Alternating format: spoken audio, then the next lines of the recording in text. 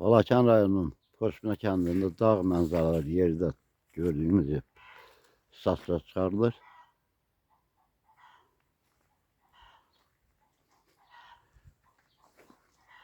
Qırx sot torpaq sahəsi var. 2 mərtəbəli evdir.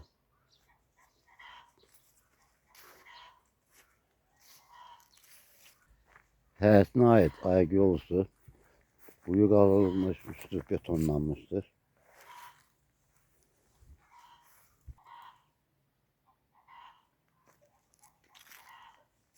Küt daş kubikten dikilmiştir.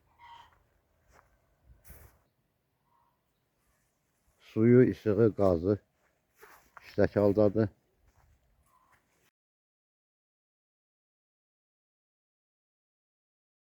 Cürbəcür meyvə ağaçları var.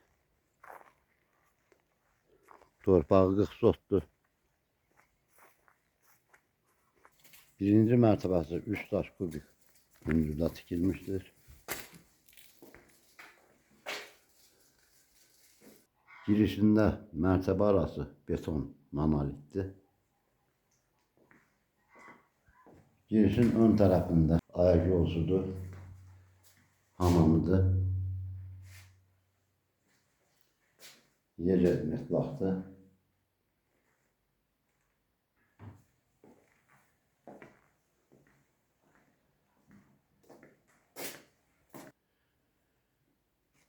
Otaqlar genişdir.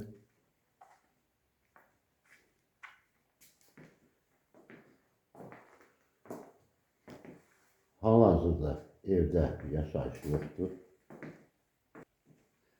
Birinci mərtəbəsi 4 otaqdan ibarətdir.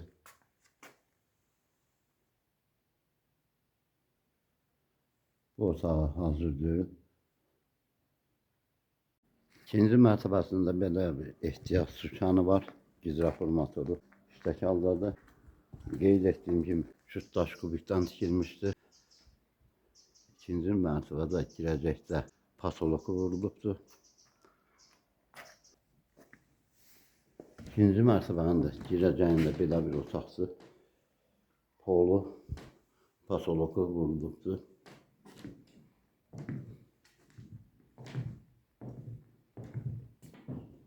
Orta barlar küt daş kubikdən tikilib. Bu hissədə də yenə patolokdur, poludur, vurulubdur. Bu iki otaq hazır deyil.